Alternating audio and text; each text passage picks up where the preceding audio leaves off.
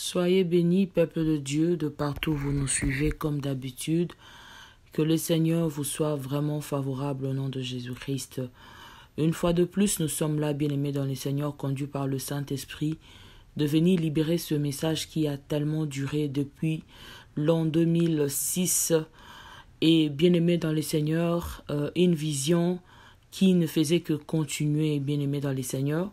Le message concerne notre maman Olive Lembe Kabila.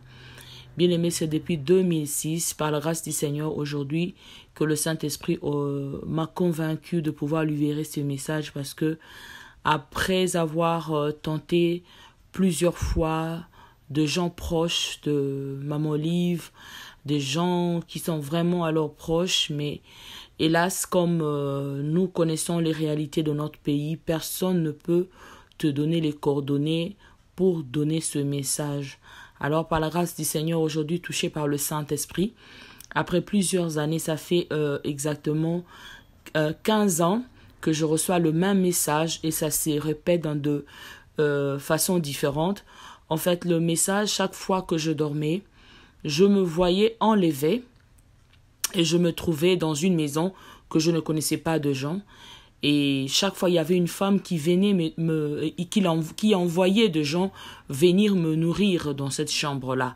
C'était une très très belle maison. Et j'ai demandé qu'est-ce que je suis venue faire dans cette maison.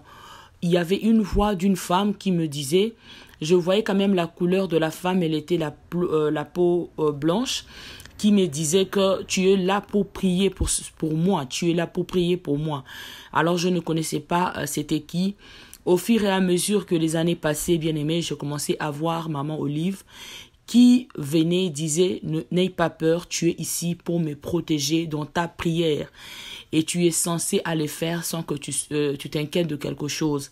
Personne ne te fera du mal. » Alors bien aimé, j'étais comme aux anges. Quand je me réveillais, je disais à mon mari que « Papa, cette vision ne fait que se répéter. » Je venais à peine d'avoir mon premier enfant, j'étais au Congo. Et puisque la vision continuait, j'ai commencé à en parler aussi par mes parents que chaque fois, ça m'est torturé. Tu te vois de gens t'enlever, t'amener dans une maison, dans une chambre et on t'oblige de prier pour quelqu'un dont tu ne connaissais pas comme...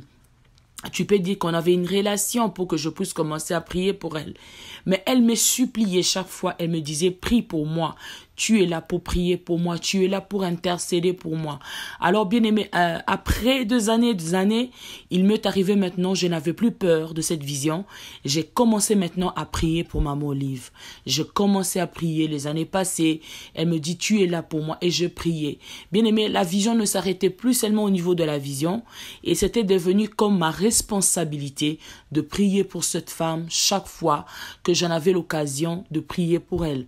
Mais je ne demandais pas à Dieu pourquoi cette vision. Et après 2 années, j'ai quitté le pays. Je suis venue aux États-Unis. C'est dans les États-Unis où j'ai commencé maintenant à voir une autre facette ou une autre branche de la vision. En fait, on me montrait maintenant que la dame était dans les dangers, que maman Olive avait un danger permanent. Et il y avait des gens tout autour d'elle qui voulaient la tuer. Voilà pourquoi Dieu voulait que je puisse prier pour elle. Et je commençais à prier, Tellement que je me sentais effrayée, je commençais à m'approcher vers les gens qui mangent avec elle. Je me suis approchée vers le membre de la famille. Bien aimé, vous connaissez même vers le membre de la famille. Souvent, il y a des gens qui disent ni les prophètes chez soi.